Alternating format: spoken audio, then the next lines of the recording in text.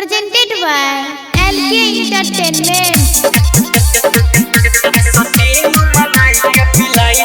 Singing by धरती धन यादव। गर्मी के महीना चुए छे पसीना कोई राहत से राजा। गर्मी के महीना चुए छे पसीना कोई राहत से राजा। ये सतीन मंगाई के पिलाई दो अपना हाथे राजा।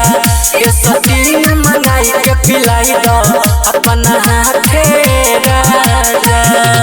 कुछ न सोहाई छा गर्मी बुझा छा कहीं बात से राजा।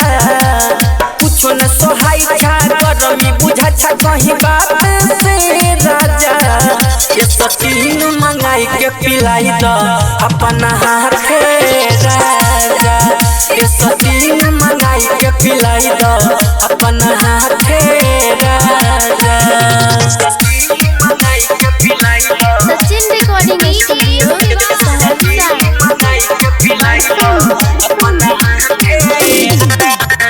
गर्मी ने भागई के तनो होतै छियै बेना हो।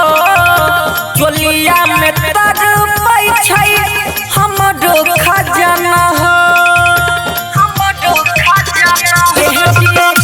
गर्मी ने भागई के तनो होतै छियै बेना हो।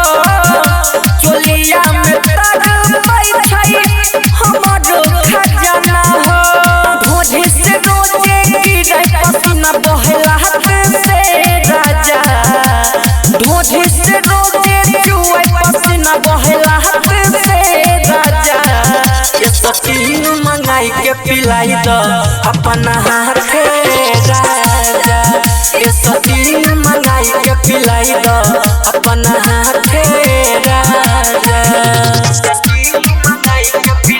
Sachin recording studio Saharsa.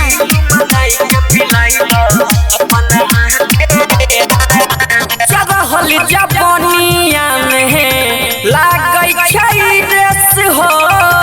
कुछो तू कर राजा कमाल से हो।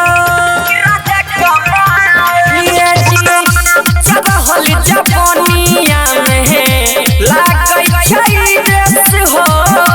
कुछो तू कर सचिन कमाल से हो। धरती धन तोरे कह छिया हौ रात से राजा। अंकित शिवा तोरे कह छिया हौ रात से राजा। ये सतीन मंगाई के पिलाई दो अपना हाथे राजा।